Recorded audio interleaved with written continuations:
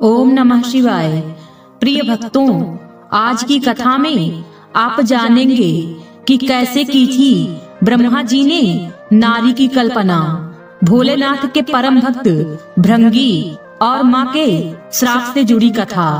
भक्तों, कहते हैं इस कथा को पूरा सुनने वालों पर भगवान शिव और माता पार्वती की विशेष कृपा होती है। इसलिए आप इस कथा को पूर्ण भाव और निष्ठा के साथ पूरा अंत तक जरूर सुने और भगवान शिव और माता पार्वती की कृपा और उनका आशीर्वाद प्राप्त करें। कथा पसंद आए तो वीडियो को लाइक और शेयर करें और चैनल को सब्सक्राइब कर दें। तो चलिए भक्तों, कथा को प्रारंभ करते हैं। भक्तों, महादेव के गढ़ों में भृंगी की कथा तो आपने जरूर ही कहीं पढ़ी या सुनी होगी, क्योंकि भोलेनाथ के गढ़ों में इनका विशेष स्थान है। लेकिन आपको जानकर हैरानी होगी कि नारी की उत्पत्ति का भी श्रेय कहीं न कहीं इन्हें ही जाता है। भक्तों, ऐसी एक कथा मिलती है जहां शिव जी के परम भक्त भृंगी ने जब माँ पार्वती और भोलेनाथ को अलग समझा तो उन्हें कैसे श्राप भोगना पड़ा। साथ ही उन्हें नारी का महत्व समझाने के लिए भोलेनाथ ने कैसी लीला रची। आइए जानते हैं। भृंगी महादेव के गढ़ों में विशेष स्थान रखते हैं।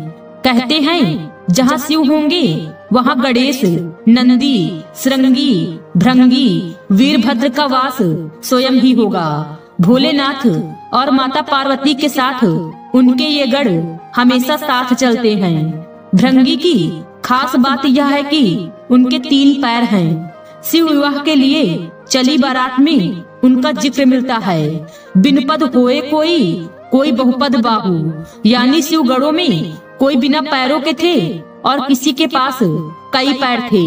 यह पद तुलसीदास जी ने भृंगी के लिए ही लिखा है। हालांकि उन्हें ये तीसरा पैर श्राप से राहत पाने के लिए मिला था।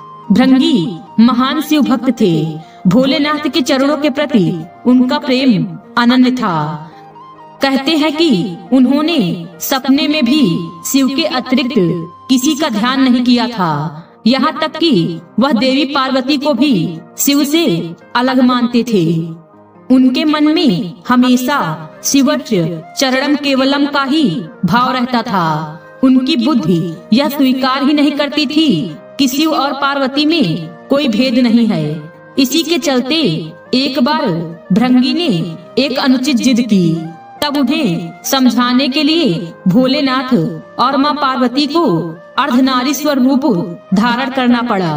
कथा मिलती है कि एक बार भृंगी भोलेनाथ की परिक्रमा करने कैलाश पहुँचे। वहाँ हमेशा की तरह महादेव के बाई जंघा पर आदि शक्ति विराजमान थी। महादेव समाधि में थे और पार्वती चैतन्य थी। उनके नेत्र खुले थे। भृंगी शिव प्रेम में मतवाले हो रहे थे। वह केवल शिव जी की परिक्रमा करना चाहते थे, क्योंकि ब्रह्मचर्य की उनकी परिभाषा अलग थी। उन्हें लगा कि पार्वती जी तो शिव जी के वामांग में विराजमान है, ऐसे में वह कैसे परिक्रमा करें। तब उन्होंने माँ पार्वती से कहा कि वह शिव जी से अलग होकर बैठे ताकि वह परिक्रमा कर सके। तब देवी पार्वती समझ गई कि यह है तो तपस्वी, लेकिन इसका ज्ञान अधूरा है। तब उन्होंने भृंगी की बात को अनसुना कर दिया, लेकिन वह अपनी हठ में ही थे। बार बार माँ से हटने के लिए कहने लगे। तब माँ पार्वती ने इस पर आपत्ति जताई और कहा कि अनुचित बात बंद करो। पहले तो उन्होंने भृंगी को कई तरह से समझाया, प्रकृति और पुरुष के संबंधों की व्याख्या की, वेदों का उदाहरण दिया। लेकिन भृंगी थे जो समझने को तैयार ही नहीं हो रहे थे। जब माता ने बात को अनसुना कर दिया, तब भृंगी ने सर्प का रूप धारण किया और शिव जी की परिक्रमा करने लगे। सरकते हुए वह देवी पार्वती और महादेव के बीच से निकलने का यत्न करने लगे।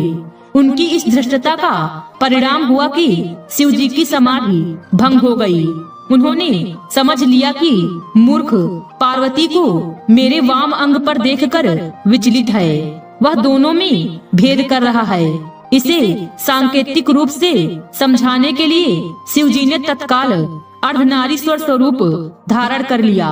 पार्वती अब उन्हीं में विलीन हो गई थी।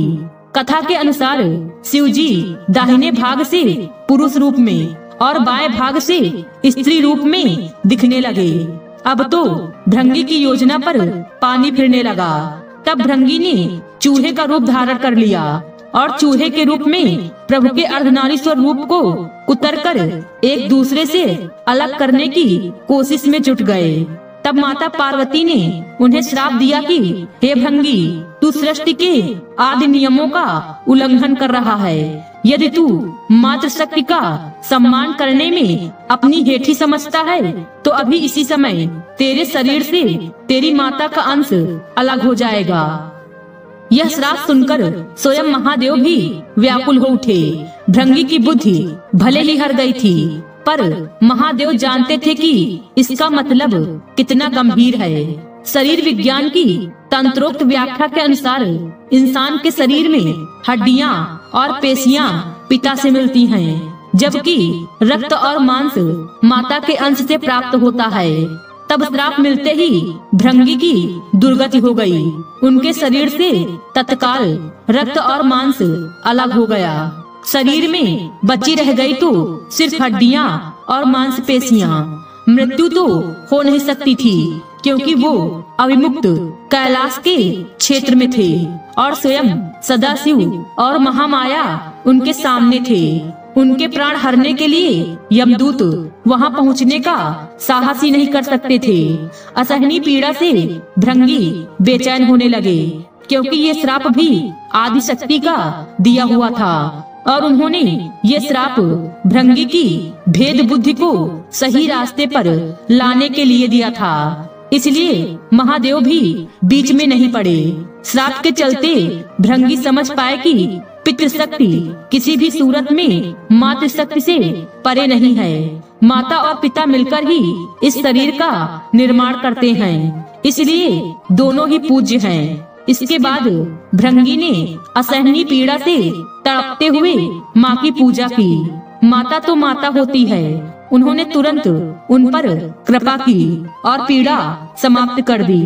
माता ने अपना श्राप वापस लेने का उपक्रम शुरू किया, लेकिन धन्य थे भक्त भृंगी भी। उन्होंने माता को श्राप वापस लेने से रोका।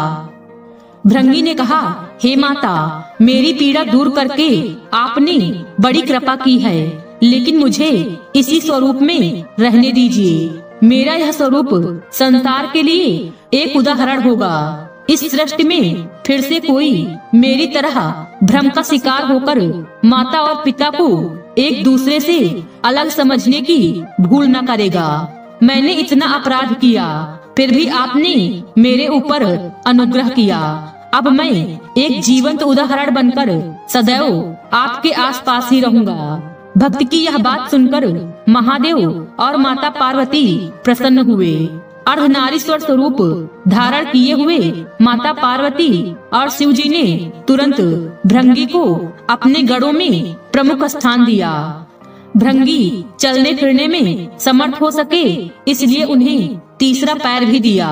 तीसरे पैर से वह अपने भार को संभालकर शिव पार्वती के साथ चलते हैं। अर्धनारीश्वर भगवान ने कहा, हे भृंगी, तुम सदा हमारे साथ रहोगे।